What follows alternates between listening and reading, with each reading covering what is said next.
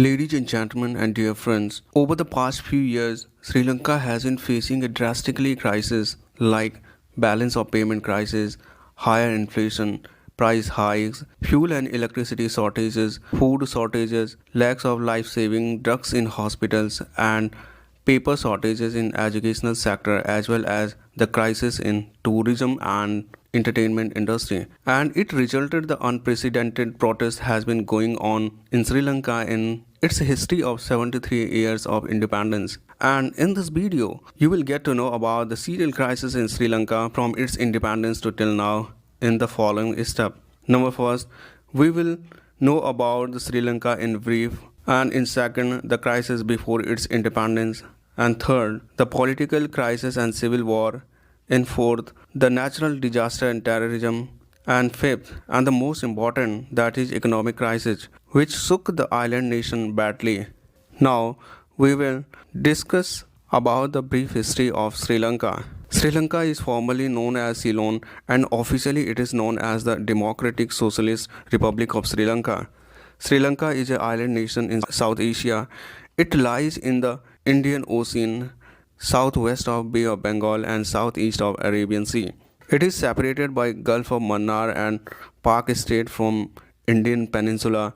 It shares maritime borders with Maldives in the southwest and India in the northwest. The location of Sri Lanka is strategically important in Indian Ocean, where the maritime routes of Indian Ocean passes through here. The financial capital of Sri Lanka is Colombo and the legislative capital is Jayawardenepura Kotte. If I talk about population, the population of Sri Lanka is roughly 22 million by 2020. It is a multinational state, a home of diverse culture, language and ethnicity. Sinhalese in majority and Tamils, the Vargas, the Malays, the Chinese and the indigenous Veda lived here, and officially it is a Buddhist nation. According to Hindu mythology, a land bridge existed between the Indian mainland and Sri Lanka. Now we will discuss about the crisis before independence in Sri Lanka. Kings of Cholas and Pandyas kingdom of South India invaded the Sri Lanka around 1000 CE. Sri Lanka was controlled by the Portuguese Empire between 1597 and 1658. After 80 years war with Portuguese, Dutch controlled Sri Lanka between 1658 to 1796. Then it came under British in 1815 and a numbers of rebellion happened under it in Sri Lanka. And Sri Lanka finally got its independence in 1948, but it remained a dominion of the British Empire until 1972. In 1972, Sri Lanka assumed the status of a republic. A constitution was introduced in 1978 and in which an executive president became the head of the state. Now we will talk about the political crisis in Sri Lanka since its independence. Sri Lanka got independence in 1948, but it remained a dominion state under British rule till 1972. If I talk about constitution, the constitution of a country is considered the supreme law of the state, the body of fundamental principles according to which a state and its citizens are acknowledged to be governed. Sri Lanka had two colonial constitutions and two republican constitutions. First, the Donoughmore Constitution. It was first constitution that was introduced during the British occupation. This constitution created by Donoughmore Commission. The constitution served Ceylon from 1931 to 1947. This constitution enabled general election with adult universal suffrage, the first time a country under the British Empire observed the one person, one vote principle. Ceylon became the first Asian country in which women could vote in an election. But there are many flaws in this Donoughmore Constitution, as it prevented migrant Tamils laborers from voting. Communal representation was replaced with territorial representation. Ultimately, this led to Tamil politicians boycotting the first election under the new constitution. Then 1931 Ceylonese State Council election. And the second constitution was the Solwari Constitution. In 1944, the colonial constitution was introduced to the country under the guidance of the Solwari Commission, which was similar to its predecessor, the Donamore Commission. The reform brought forward by the constitution ensured dominion status was eventually granted independence to Sri Lanka in 1948. Under this constitution, a House of Representatives was created, the power over domestic affairs, but exclusive authority over the defense and external affairs continued to be relegated to the British Governor General of Ceylon. The main concern of minority representation following the Donamore Commission was introduced through the Solwari reforms when the electorates were delimited in a way to ensure that minority groups would secure more seats. Now we will talk about the Republican Constitution of Sri Lanka. The first Republican Constitution of the nation witnessed the country's name being changed from Ceylon to Sri Lanka. Replacing the Solwari Constitution with a new and improved one became a priority after the United Front alliances led by S. Bandaranaike won the 1970 general election with two-thirds majority.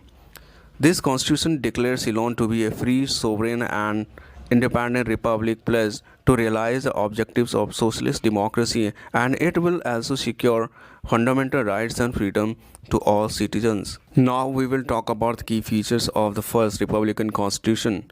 Sinhalese was identified as the official language of the state. Sri Lanka was declared a unitary state. The central government is supreme and may delegate powers to administrative units. Buddhism was given a priority position. Parliament term was restricted to 6 years. Now we will talk about the Second Republican Constitution of Sri Lanka. In the 1977 general election, the UNP won majority power in parliament. This was the largest victory of a single political party managed to achieve in the country's political history. J.R. Jayawardene of UNP sought to abolish the 1972 constitution with a new legislature. A new constitution that came into being on 7 September 1978 provided for a unicameral parliament and a powerful executive president. Jayawardene became the first executive president of Sri Lanka, and R. Premadasa became the first PM of Sri Lanka. Next is Sri Lankan War. 74.9% Sinhalese and 11.2% Sri Lankan Tamils reside in Sri Lanka. Within these groups, Sinhalese tends to be Buddhist and Tamils tend to be Hindu, displaying significant linguistic and religious divisions. However, the strife between the grounds purportedly began much further back in Sri Lanka's ancient settlement history. Though the Sinhalese people's arrival in Sri Lanka is somewhat ambiguous, historian believes that the Tamils arrived on the island both as invaders and traders from India's Chola kingdom. These origin stories suggest that the Sinhalese and Tamil communities have experienced tension from the very beginning, not out of cultural incompatibility but rather out of power disputes. During the British imperial rule, the tension between the two groups worsened. The Sinhalese community threatened by the Tamil group's prosperity, partly due to the British favoritism of Tamil during the British occupation of Sri Lanka. Because Tamil communities also existed in several other British colonies like India, South Africa, and Singapore, Sri Lankan Tamils benefited from broader commercial networks and wider range of opportunities.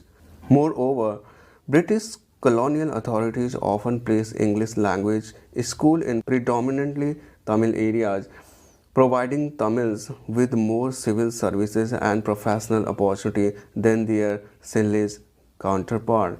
This pattern of Tamil favoritism left Sinhalese people feeling isolated and oppressed. Soon after the British has left the island in 1948, these patterns of Tamil dominance changed dramatically. After British independence, many Sinhalese worked their way into the upper echelon of governments. These Sinhalese gained power and went to the gradually fast acts, effectively disenfranchising their Tamil counterparts. In 1956, Sinhalese Only Act made the Sinhala the only official language of Sri Lanka and created barriers for Tamil people trying to access government services or seeking public employment. Then Sri Lankan government wanted to hope and recover the dignity of Sinhalese ethnicity that they felt was lost during the British imperial rule.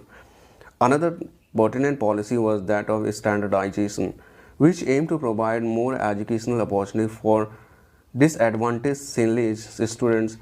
Tamil students require higher exam score than their Sinhalese counterparts in order to admit in Sri Lankan universities. And just because of that, some Tamils respond to these discriminatory policies within the ideas of Tamil Ilam, a separate state for Tamils. While the idea appears to be extreme, the two groups already lived in somewhat separate spheres of the country. The Sinhalese in the southern, western, and central Sri Lanka, and the Tamils in the northern and eastern part of the island. Tamil Ilam aimed for formalizing this existing geographic separation. The movement was built on the idea that Tamils and Sinhalese represented distinct ethnic groups in Sri Lanka. Nonetheless, Tamil had mixed reaction to the concept of Ilam. While a handful of groups supported Tamil Ilam, only one prevailed, that is the Liberation Tigers of Tamil Ilam, that is Litte.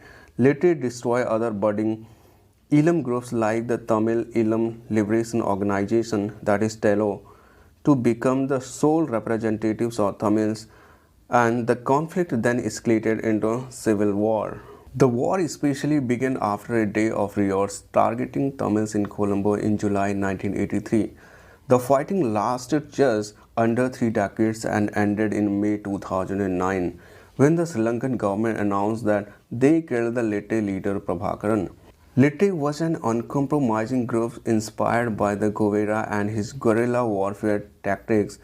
The US FBI soon labeled the Litte a terrorist group after they initiated their terror tactics including suicide bombers, the suicide belt, the female-led suicide attack. The group even assassinated 2 world leaders, the Indian Prime Minister Rajiv Gandhi and the Sri Lankan President Rana Singhe Premadasa. More than 40,000 civilians had lost their lives. The Sri Lankan government placed a huge task of providing relief and aid to the displaced and injured.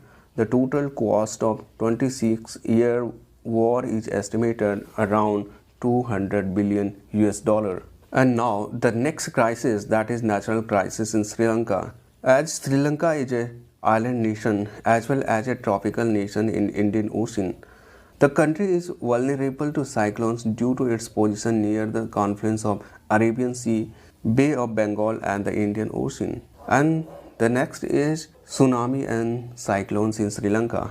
On the morning of 26 December 2004, tsunami and massive tidal waves caused by the massive earthquakes that struck off the western coast of northern Sumatra hit the eastern, southern and the large part of western coast of Sri Lanka. The waves swept thousands of people away, destroyed infrastructure and flooded large area of coastal lands. 12 out of 25 districts in the country severely affected.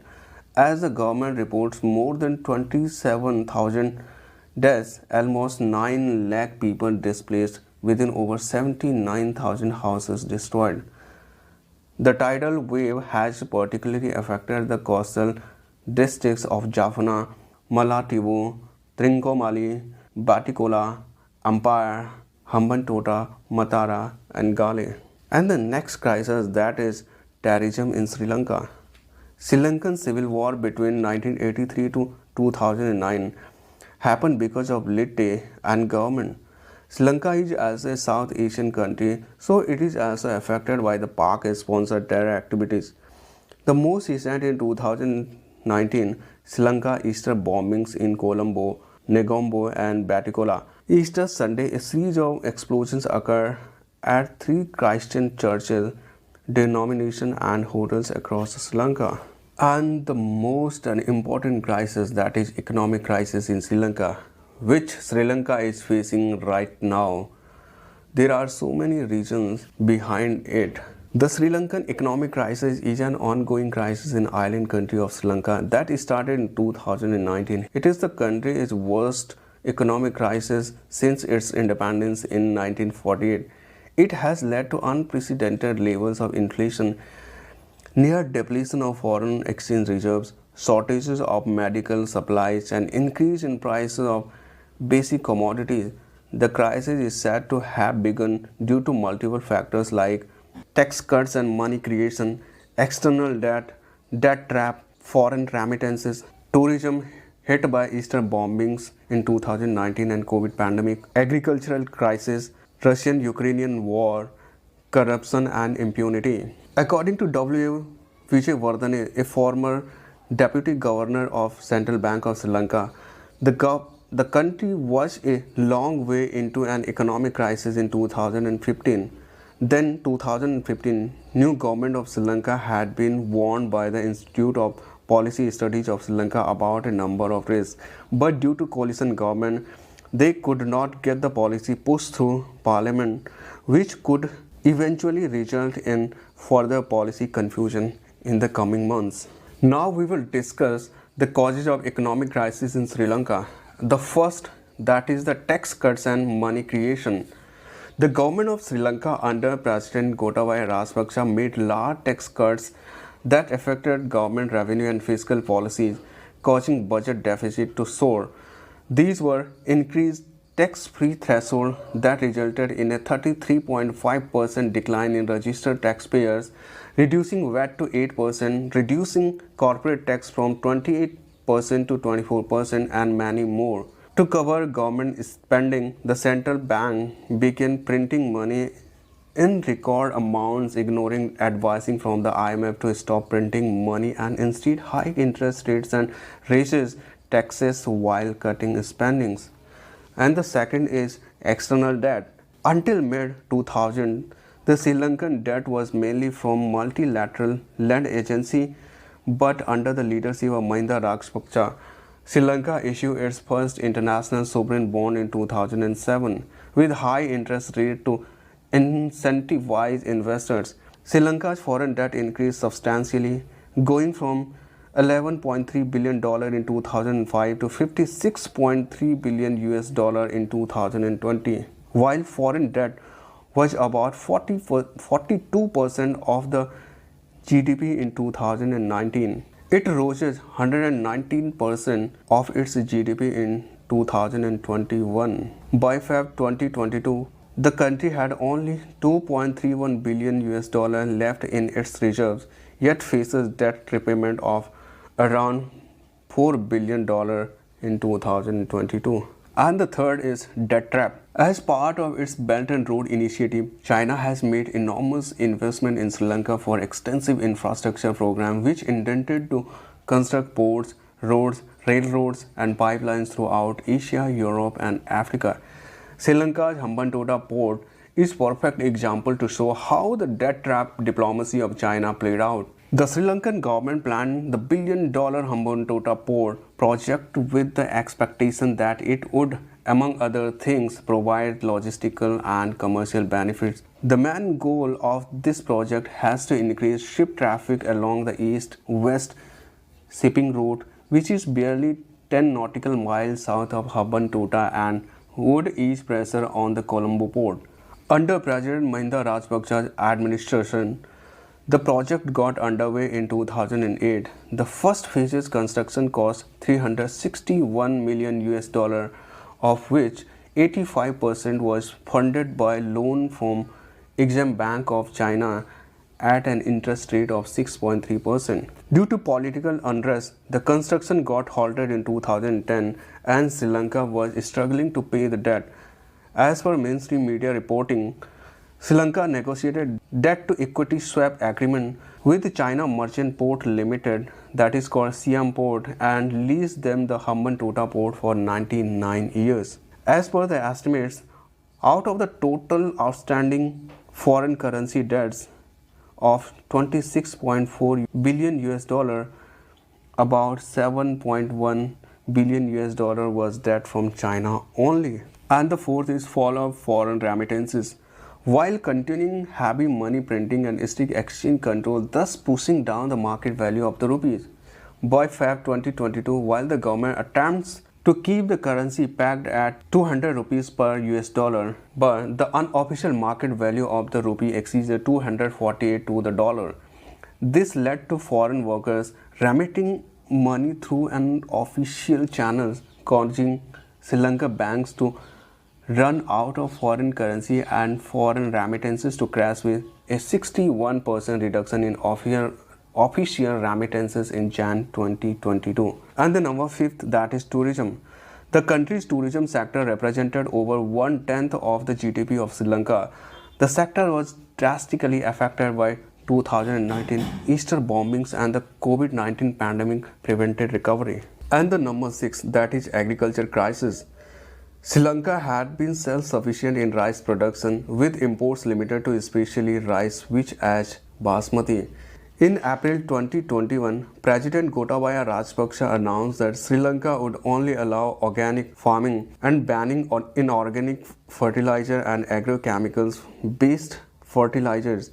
The drop in tree production resulting from the fertilizer ban alone resulted in economic losses of around 425 million US dollar and created a 20% drop in rice production within the first 6 months alone, reversing previously achieved self-sufficiency in rice production and forcing the country to import rice for 450 million US dollar.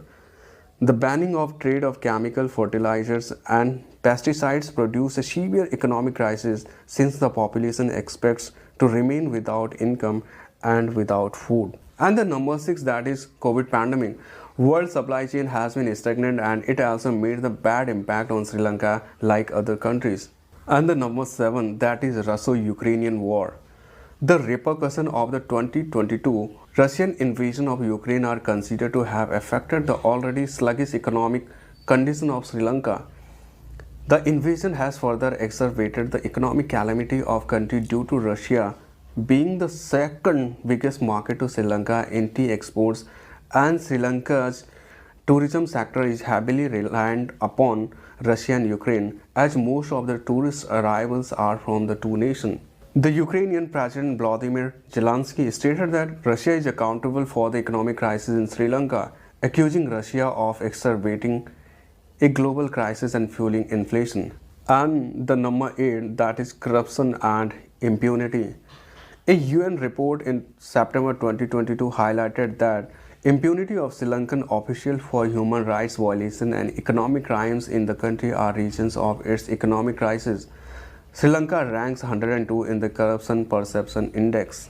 And the number 9, that is dynasty politics. It has been said that the starting of dynasty politics is the end of country's development, and Rajapaksa were no different. They handpicked their family members in the important ministry to take full control and boost rampant corruption. At a time in early 2010 and 15 period, there were 40 members of Rajapaksa's family in cabinet. They even amended the constitution once to include one family members holding dual citizenship of USA and Sri Lanka. And we can say that Rajapaksa is everywhere in Sri Lanka's politics. And the result of this economic crisis in Sri Lanka, the Sri Lanka is facing a heavy protest. Almost everywhere, big and small cities, supporters of political parties and non-political parties and other organizations, advocates, students, doctors, daily wage laborers, farmers are on the street with the slogan, "Go back quota." And finally, with this, the president of Sri Lanka, that is Gotabaya Rajapaksa, resigned from his position and Ranil Wickremesinghe became the new president of Sri Lanka. In 2021, Sri Lankan government officially declared the worst economic crisis in the country in 73 years. In August 2021, a food emergency was declared. Electricity and fuel shortages, transportation and other industrial sectors facing difficulties in Sri Lanka. And seeing such kind of economic crisis in Sri Lanka, many foreign supports has received by Sri Lanka. India in 2020-22 pledged a total out of 2.415 billion US dollar to overcome from such kind of crisis. And under SAARC currency swap agreement, India extended 400 million US dollar and also deferred an Asian Clearing Union settlement of around $500 million. India granted a new line of credit worth $500 million for purchase of petroleum products. And the Chief Minister of Tamil Nadu had proposed strategies to provide essential commodities such as rice, cereals and life-saving drugs to Tamil people in Sri Lanka. Government of Singapore announced to send relief package of $1 lakh. China said it would provide emergency assistance to Sri Lanka. Now Japan and Paris Club also agreed to help Sri Lanka to overcome from crisis. IMF is also helping to bring financing steps